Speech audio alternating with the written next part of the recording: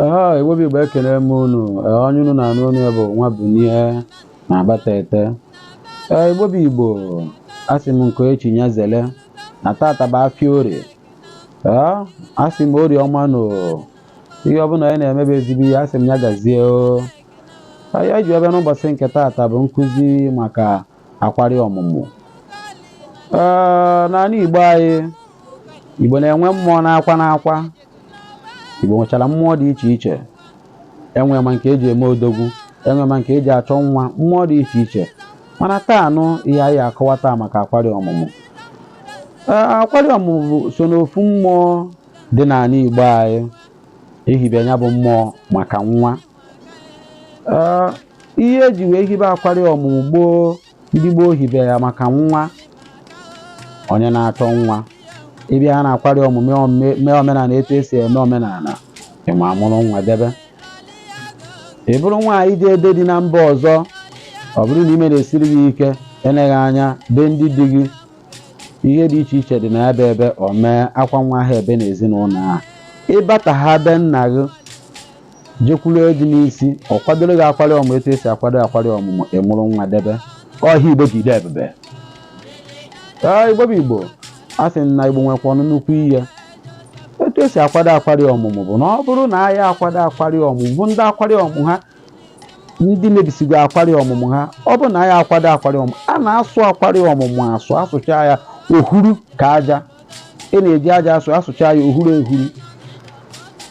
A na-enwegasị ihe dị iche iche na-adị n'ime akwari ọmụmụ o jide ebube. Enwere ọkụ ya bụ asụsụ ya akwari ọmụmụ. Ọkụ ya dị n'ime akwari ọmụmụ anyị atị mmiri. Mmiri ahụ anyị atịnya bụ na akwari ọmụmụ a. A na-ebu ụzọ jeje na nke ndị ka malụ bụ ndị bụ diabịa. Ajụsị anya bụ ese, wee marụ mmiri anyị ejekute, mmiri na-ehu ehu, nnukwu mmiri na-ehu ehu anyị ejekute anyị atịnya bụ n'ime ọkụ ahụ o ji nyaba akwari ọmụmụ ji adị ebube. Akwari ọmụmụ bụ mmụọ nwaanyị, ehibe ya maka nwa. Uru akwari ọmụmụ bara n'ala Igbo anyị hiri nne maka na ọ mee alụ kwụsịnata, mee ụfọdụ ihe dị iche iche kwụsịnata. Ụfọdụ ụmụ nwaanyị ka emekpagoro ahụ na be di ha maka na ha enwere mkpụrụ nke afọ. Ihe ma eji wee hibe akwari ọmụmụ. Ọlụ akwari ọmụmụ na-alụ gị bụ onye ime na-esiri gị ike, ịtụbe mbụ, mee ụkwụ na ụka katakata ji dị n'ezinụlọ, gbara ọsọ na be nna gị, ịpụ ịchọ onye dị n'isi ka o doziere gị akwari ọmụmụ debe nna gị ka ị mụrụ nwa debe. Ọhịa Igbo ji dị ebube.